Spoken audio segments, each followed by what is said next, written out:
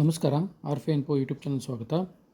ಈ ವಿಡಿಯೋದಲ್ಲಿ serial number ಯಾವ ರೀತಿಯಾಗಿ ನೋಡಬೇಕು ಮತ್ತು ಕೌನ್ಸ್ಲಿಂಗಿಗೆ ಯಾವ ರೀತಿಯಾಗಿ ಜಾಯಿನ್ ಆಗಬೇಕು ಅನ್ನೋದನ್ನು ಈ ವಿಡಿಯೋದಲ್ಲಿ ತಮಗೆ ಸ್ಪಷ್ಟವಾಗಿ ಹೇಳ್ತಾ ಬರ್ತಂತೆ. ಮತ್ತು ಡಿಸ್ಕ್ರಿಪ್ಷನ್ ಬಾಕ್ಸಲ್ಲಿ ಅತಿಥಿ ಉಪನ್ಯಾಸಕರ ಗುಂಪಿದೆ, ಇಂಟ್ರೆಸ್ಟ್ ಇದ್ದರೆ ಜಾಯಿನ್ ಆಗ್ಬೋದು. ಆದಮೇಲೆ ತಮಗೆಲ್ಲ ಗೊತ್ತಿರುವ ಹಾಗೆ ನಾಳೆ ಅಂದರೆ 21ನೇ ತಾರೀಕಿನಿಂದ ಕೌನ್ಸ್ಲಿಂಗ್ ಸ್ಟಾರ್ಟ್ ಆಗುತ್ತೆ.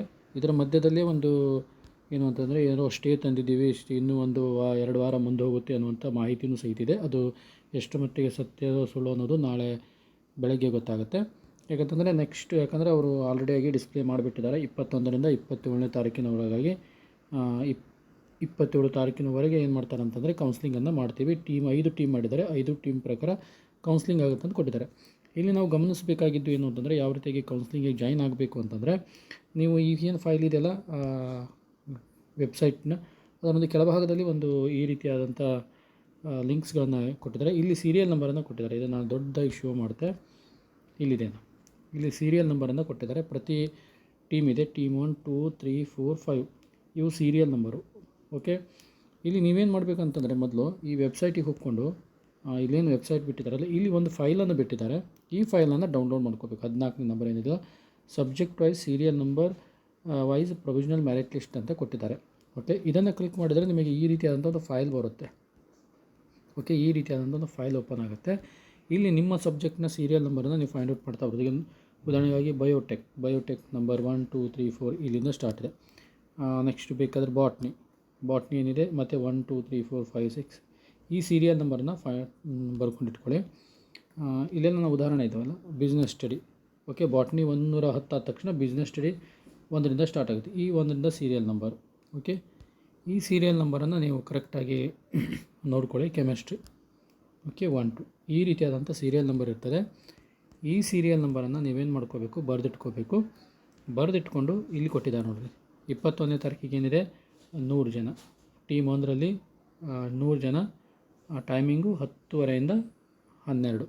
ಅದೇ ಕಾಮರ್ಸು ನೆಕ್ಸ್ಟ್ 101ರಿಂದ 200 ಇದೆ. ಅದು 12ರಿಂದ 1 ಗಂಟೆ, 12ರಿಂದ 1:30. ಓಕೆ, ಅದೇ 21ನೇ ತಾರೀಕಿಗೆ. ಅಂದರೆ 21ನೇ ತಾರೀಕಿಗೆ ಸುಮಾರು 5 ಟೀಮ್ ಏನಿದೆಯಲ್ಲ, 5 ಟೀಮು ಮಾರ್ನಿಂಗ್ 10 ಗಂಟೆಯಿಂದ 10:30ರಿಂದ ಬೆಳಗ್ಗೆ 10:30ರಿಂದ ಸಾಯಂಕಾಲ 5 ಗಂಟೆ ತನಕ ಏನಿರ್ತದೆ ಕೌನ್ಸ್ಲಿಂಗ್ ಇರ್ತದೆ.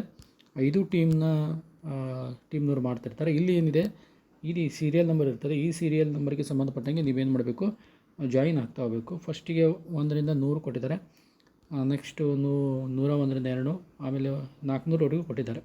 ಓಕೆ, ನೀವೇನು ಮಾಡಬೇಕು, ನಿಮ್ಮ ಸೀರಿಯಲ್ ನಂಬರ್ ಎಲ್ಲಿ ಬರ್ತದೆ ಅದನ್ನು ನೋಡಬೇಕು. ಉದಾಹರಣೆಗಾಗಿ ಸೀರಿಯಲ್ ನಂಬರು ಒಂದು ಇಂಗ್ಲೀಷಲ್ಲಿ 110 ಬರ್ತಿದೆ ಅಂದರೆ ನೀವು ಈ ಟೀಮಿಗೆ ಜಾಯಿನ್ ಆಗಬೇಕು. ಟೀಮ್ 2 ಇದ್ರ ಮುಂಭಾಗದಲ್ಲಿ ಮೀಟಿಂಗನ್ನು ನಂಬರನ್ನು ಕೊಟ್ಟಿದ್ದಾರೆ. ಈ ರೀತಿಯಾಗಿ ನಿಮ್ಮ ಸೀರಿಯಲ್ ಮುಂಭಾಗ ಇದೇನಿದೆಯಲ್ಲ, ಇದರ ಮುಂಭಾಗದಲ್ಲಿ ಇಲ್ಲೇನು ಮಾಡಿದ್ರೆ ಸೀರಿಯಲ್ ಲಿಂಕ್ ಇದೆ.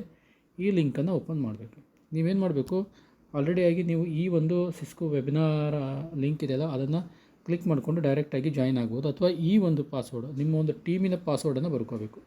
ಯೂಸರ್ ನೇಮ್, ಮೀಟಿಂಗ್ ID ಮತ್ತು ಪಾಸ್ವರ್ಡ್ ಈ ಎರಡನ್ನೂ ನಿಮ್ಮ ಟೀಮಿನ ನಿಮ್ದು ಯಾವ ಟೀಮಿಗೆ ಲಿಂಕ್ ಇದೆಯಲ್ಲ ಆ ಟೀಮಿನ ಮೀಟಿಂಗ್ ನಂಬರ್ ಮತ್ತು ಪಾಸ್ವರ್ಡನ್ನು ಬರ್ಕೊಂಡಿಟ್ಕೊಳ್ಳಿ. ಅಥವಾ ನೀವೇನು ಮಾಡಿ ಹೋಗಿ ಕೌನ್ಸ್ಲಿಂಗ್ ಲಿಂಕನ್ನು ಡೈರೆಕ್ಟಾಗಿ ಕ್ಲಿಕ್ ಮಾಡಿದರೆ ಈ ರೀತಿಯಾಗಿ ಬರುತ್ತೆ.